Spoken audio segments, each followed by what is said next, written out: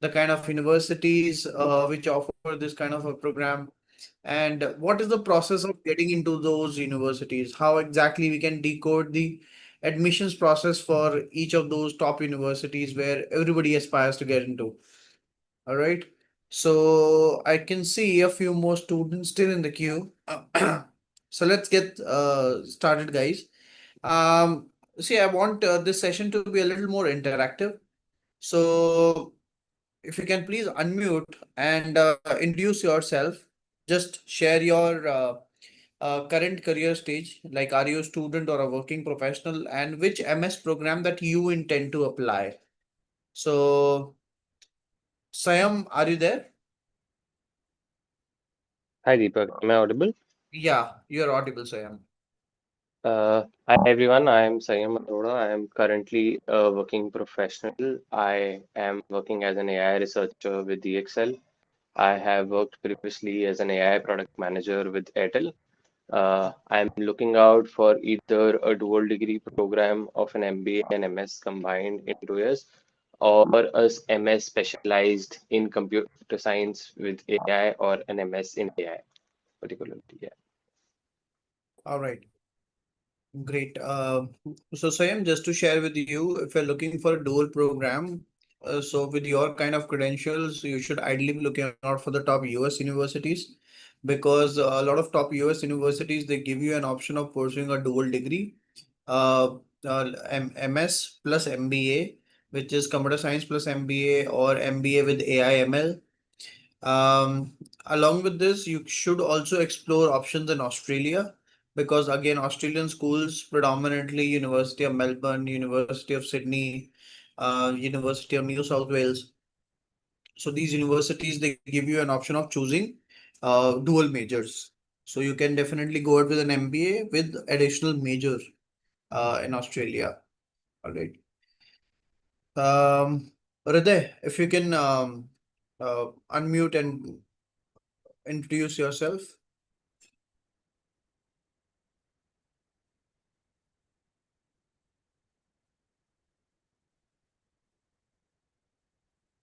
Hriday, are you there?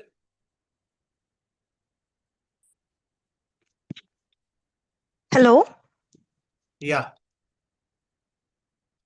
hello, Yeah, you're audible, Hriday. hello. Am I audible? Yes, you're audible. Yeah, this is Hrudya. I'm currently working in a bank and looking for master's degree in computer science. Masters in computer science. All right. Do you have any preference in terms of any countries or any specific universities? I'm looking for master's in USA, sir. Only US. Okay, got it. Yeah, All preferably right. US. Good to see this. All right, so let's move forward and let's understand why exactly a lot of students they explore international education. So over the past few years, what we have seen is that there is an increasing trend of the students who are applying from India to the top computer science and mathematics degrees, specifically in US, in Ireland, in Germany, and the other parts of the world. And apart from this, what we have seen is that there has been a lot of international enrollment that has happened in the STEM domain specifically, where a lot of students they have explored science, technology, engineering, and mathematics programs. So if you see US as a destination specifically, so there were somewhat near about 3.3 lakh students from India who went to US, and which shown a 23% increase in the previous from the previous academic year. And the overall number of international students going abroad was 11 lakhs previously, but this year it is expected to reach somewhat near about 1.5 to 1.6 lakhs in 2025. Apart from this, a lot of students they explore uh, master's degrees to get international work opportunities. Along with that, they explore these degrees to get a pathway for residency. So a lot of students who apply to US, the objective is that they should get an OPT, that is an optional practical training. In simpler words, that is a post-study work permit what you get after completing your master's degree if it is a STEM program in US. Okay, so that means you can stay back in US for next 3 years of your degree if you have done a STEM program. Along with this, there is definitely a limitation in Indian universities for master's candidates. So there are very few number of seats which are available in the top institutions, be it IITs or be it NITs, and that makes foreign universities more lucrative when it comes to the kind of career opportunities that they provide and the acceptance rate what they have. And the admissions are not merely dependent on one specific exam.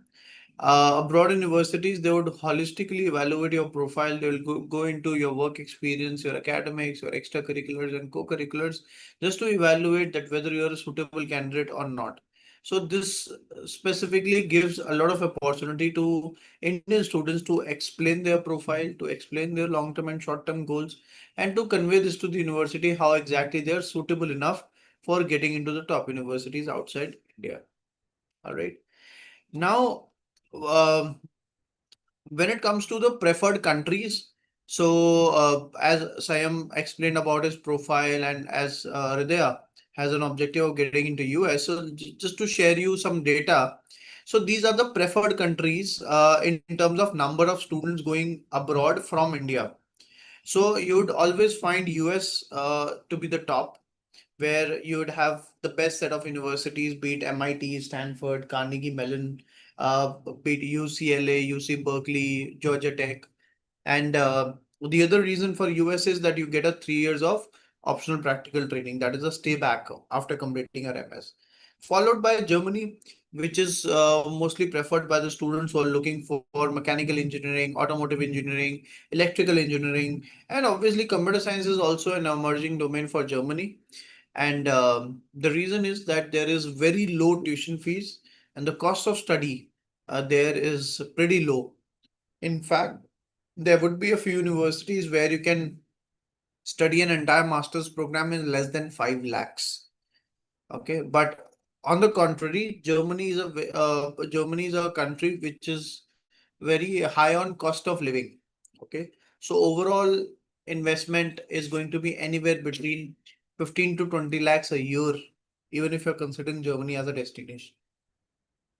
Followed by Canada, where there is a very high demand for engineers and CS grads.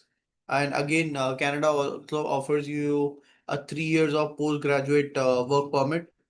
Along with this, Canada offers you a clear pathway for getting a permanent residency after you've completed 5 years of a 5 years of stay in Canada. Then followed by Australia, UK, and Singapore, where a lot of students they explore degrees for a shorter duration.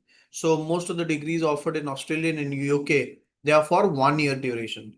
So if you go ahead with a master's in computer science program in UK, be it at University of Warwick, University of Manchester, UCL. So all of these universities, they give you a 1 year MS program. Along with this, they are going to give you a 2 years of post-study work permit. So that shortens your overall time of for pursuing a master's program, and obviously that gives you a very good opportunity of studying in a global school and working in that country for 2 years after you have completed your master's. Then, when it comes to computer science, which is the most preferred domain or most preferred subject for the students who are going abroad from India. So, the reason is that there is a very high demand for the students who are specifically learning and getting into domains like AI, data science, cybersecurity, software development, and there will be strong job prospects across US, Canada, and Europe, where a lot of organizations, be it Google, Microsoft, Amazon, Meta, Apple, IBM, these set of organizations, they hire students from universities like Carnegie Mellon, MIT, Stanford, UCLA, Berkeley, NUS, University of Toronto, University of British Columbia, University of Waterloo, and the average salary package ranges anywhere between $100,000 to $140,000 a year. Okay, which is very, very high in comparison to the other domains. Second domain, which is popular, is electrical and electronics engineering, where students they explore VLSI, embedded systems, renewable energy, and robotics. Where a lot of universities they collaborate um, with the organizations, and they have a deep learning mechanism with the organizations. For example, you have RWTH Aachen, TU Munich. These universities they have direct collaborations with organizations like Intel, Qualcomm, Siemens, or Texas Instruments or Bosch, where they hire students for either hardware design engineering or VLSI engineering or power systems engineer, and they offer salary ranges between almost around $90,000 to $100,000. Then mechanical engineering, another top domain where a lot of students they get into automotive, aerospace, manufacturing, or robotics. Where again you'd find universities like Georgia Tech, Purdue, TU Berlin, and University of Stuttgart, where most of the students they end up getting into organizations like BMW, Boeing, Tesla, or Caterpillar, and the salary package ranges between $80,000 to almost $100,000 a year. Then another top domain for the students who go ahead with a computer science major is business analytics or data science. A lot of students now they prefer going ahead with data science as a career or business analytics as a career, because there is a very high demand for data driven decision making across different industries. And roles like data analyst, business intelligence manager, or product analyst, these kind of roles are being offered to the students who are graduating with a data science degree, where universities like MIT, LBS, University of Melbourne, ESSEC, again University of Texas at Austin, University of Maryland, Duke Fuqua are the top notch institutions. um, and the salaries ranges between anywhere between $85,000 to almost $125,000 a year. These are the top set of universities that a lot of students they apply and they get into if they have any kind of budget constraint. So I've specifically like curated a list of schools where you may complete your entire master's program in less than 10 lakhs or somewhat near about less than 15 lakhs, which includes your living expenditure also. So universities like University of Cumbria or Bradfordshire or Leeds Beckett University or University of Central Arkansas, so these are the set of universities where your overall MS degree would cost you anywhere between 15 lakhs to 20 lakhs, including your living expenditure. So these are the set of universities if you're considering budget universities in your target list. When it comes to admission parameters, so these are the major parameters which are considered by the universities. So one is academic, second is profile, and third is university applications. So, in academics, you are tested heavily on your college grades. So, how well you have spent time and how well exactly you have performed academically during your undergrad program in all different semesters. Apart from this, you're required to take a standardized test, which includes GRE and IELTS.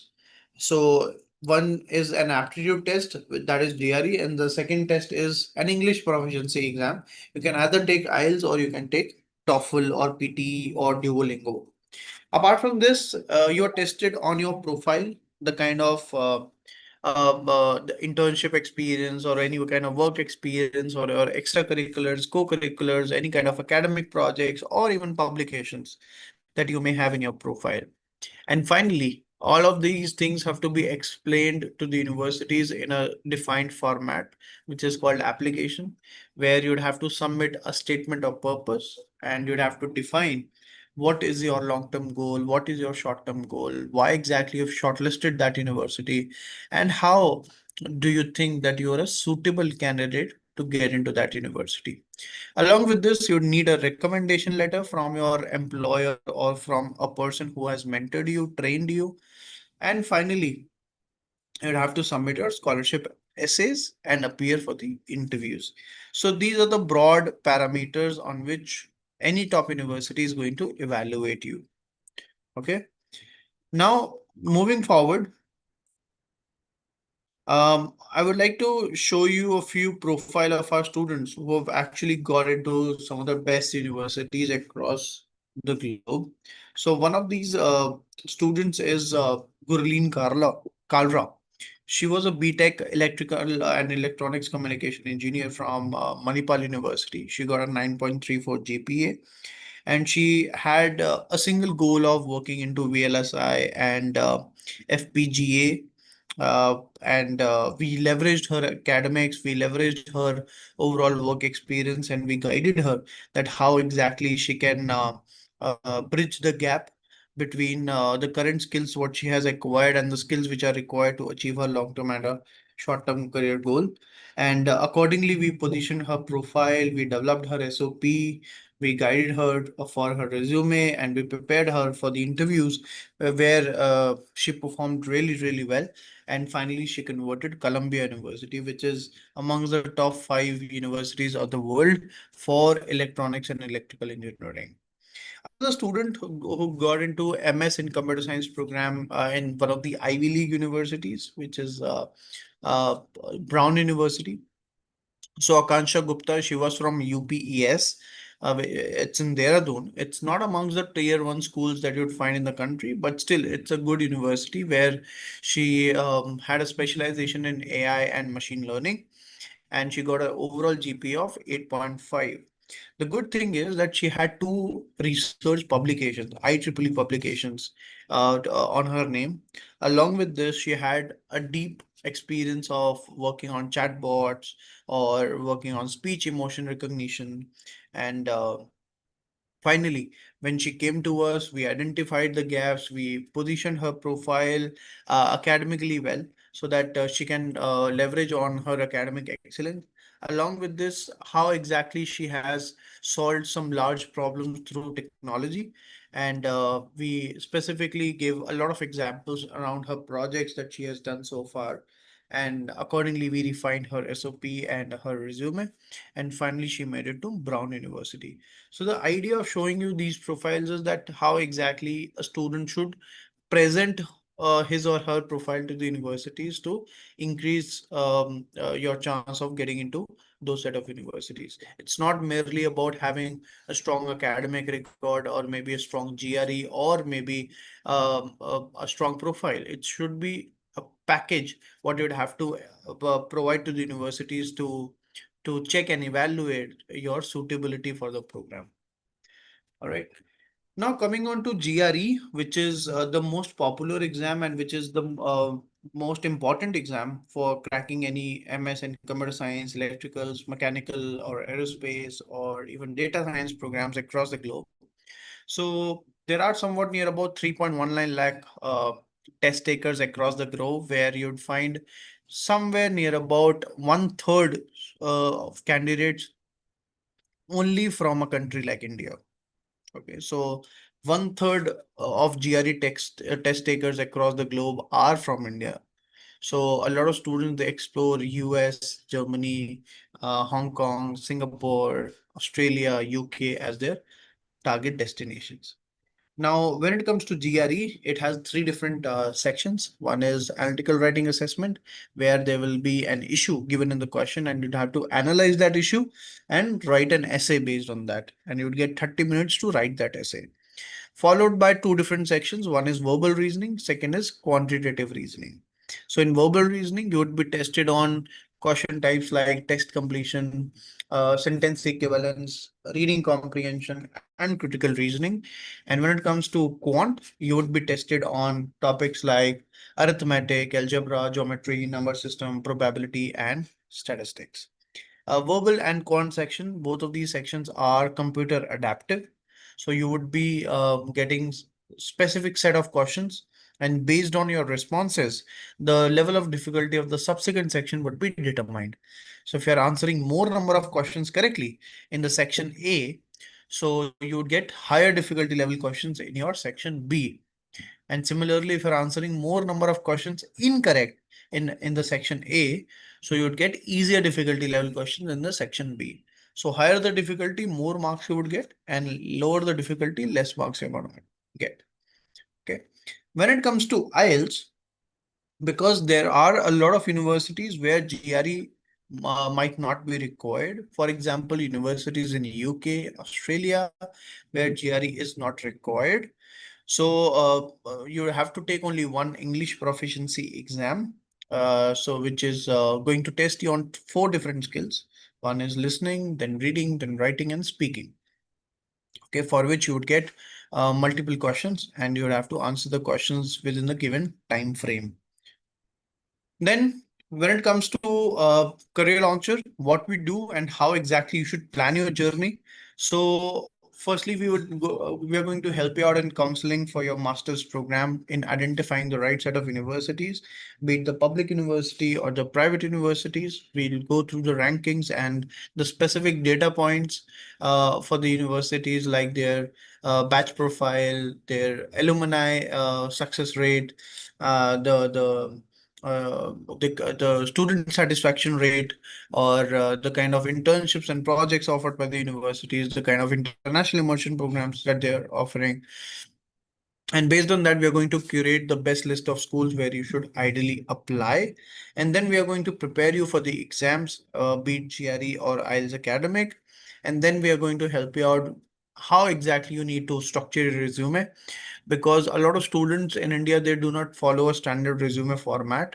So universities do not encourage a resume which is more colorful, or where you'd have your photograph on it. So it's not that they want any colorful or presentable resume. All they want is a structured format, a structured summary of your profile.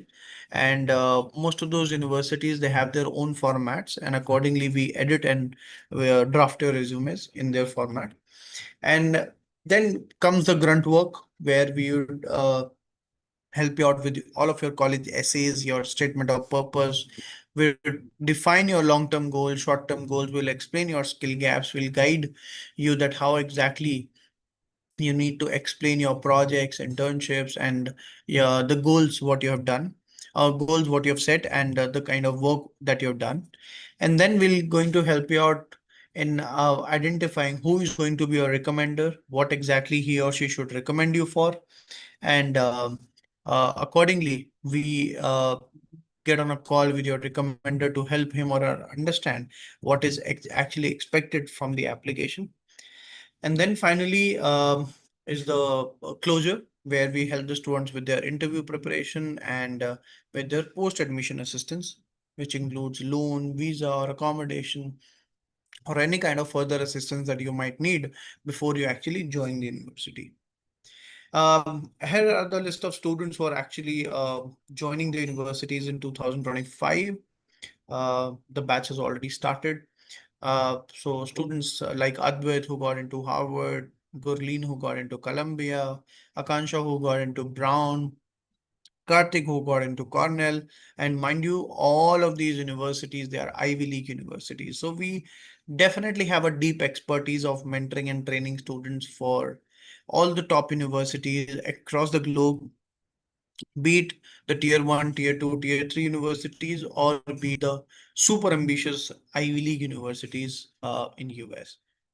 And here is the list of students who made it to the other set of universities, be it Stanford, MIT, or Duke Fuqua, UCSD, Carnegie Mellon, NUS, Indiana, and for the other set of universities. So now I would formally conclude my presentation, and I would like to open the forum for the Q&A. Just for your information, I'm sharing a form link in the chat box. So if in case if you want to get in touch with me and the team at Career Launcher for a free one-on-one profile analysis, so please go ahead and fill up this form, and we'll be happy to get on a call with you to analyze your profile and guide you with the best set of colleges and the kind of courses that you should ideally apply for. So go ahead and fill up this form. And in the meanwhile, rest of you, if you have any questions, so please unmute and discuss your queries.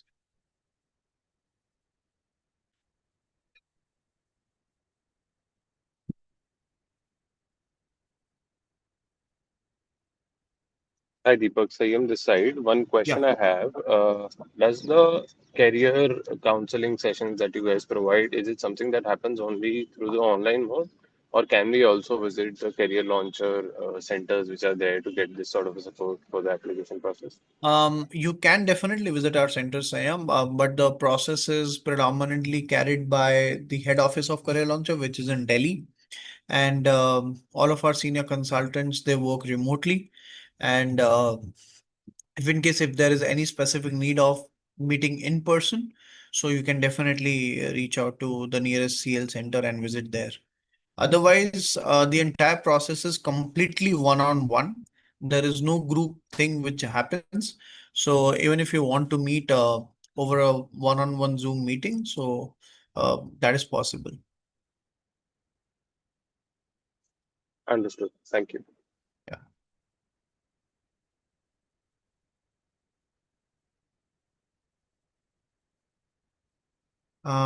Rashi has put up a question. Do you also have information for scholarship advices? There are a few fully funded programs and many global scholarships I would like to know in depth.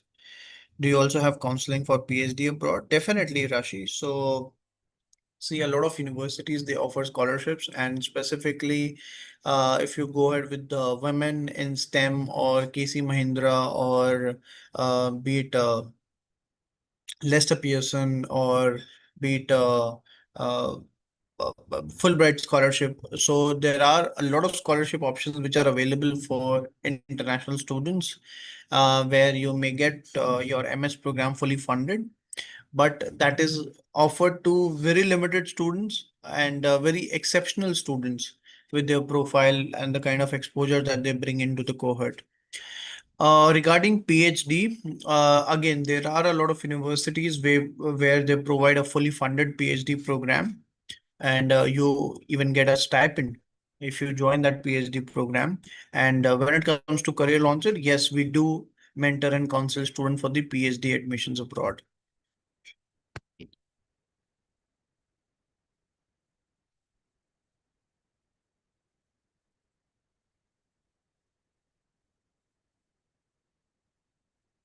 Anushka has asked, can I get admission even though my budget is low? Definitely, Anushka. So if you've seen my slide, I shared a list of schools where you may pursue an entire MS program in less than 2 lakh or less than 20 lakhs.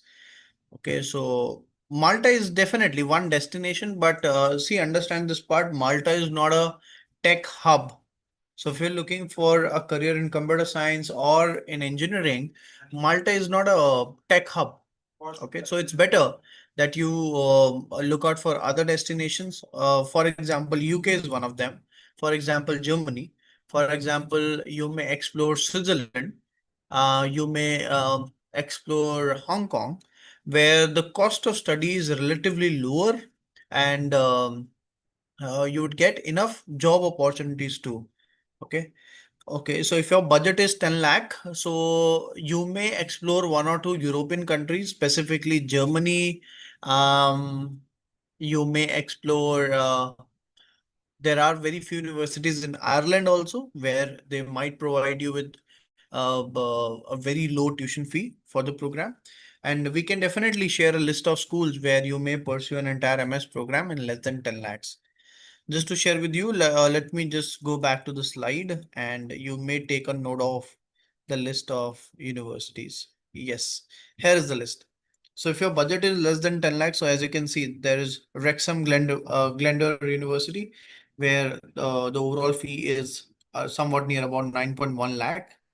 And similarly, there is a university in US where the overall fee would be somewhat near about 5,800 US dollars a year.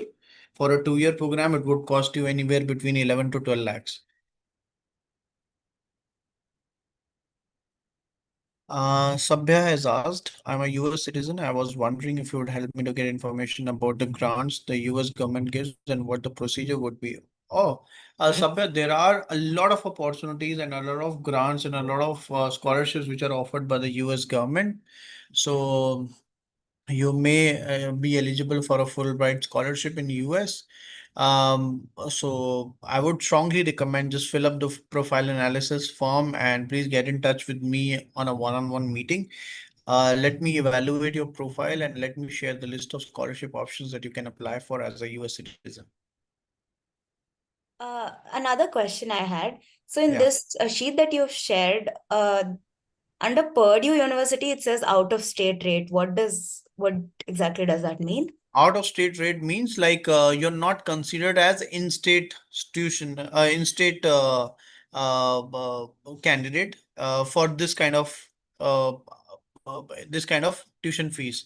So if you're an in-state student, so your tuition fee would be relatively lower. In-state tuition means like the student should have either born in that state or worked in that state and paid federal taxes there. So Oh, then only you are eligible for in-state tuition. Otherwise, you are only eligible for out-of-state rate. okay, thank you. Yeah.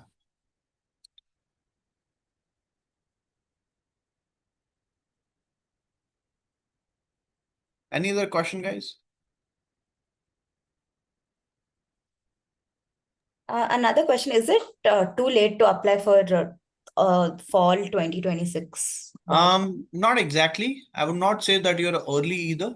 So you're bang on time, provided if you start immediately. So you may look up to the fall of 2026 intake. Considering somewhere you are in a US citizen, so we may apply for a few universities in in-state and domestic category.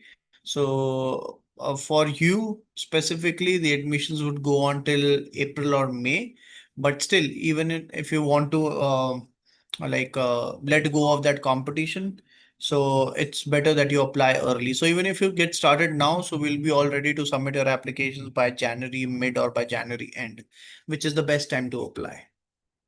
Okay, thank you.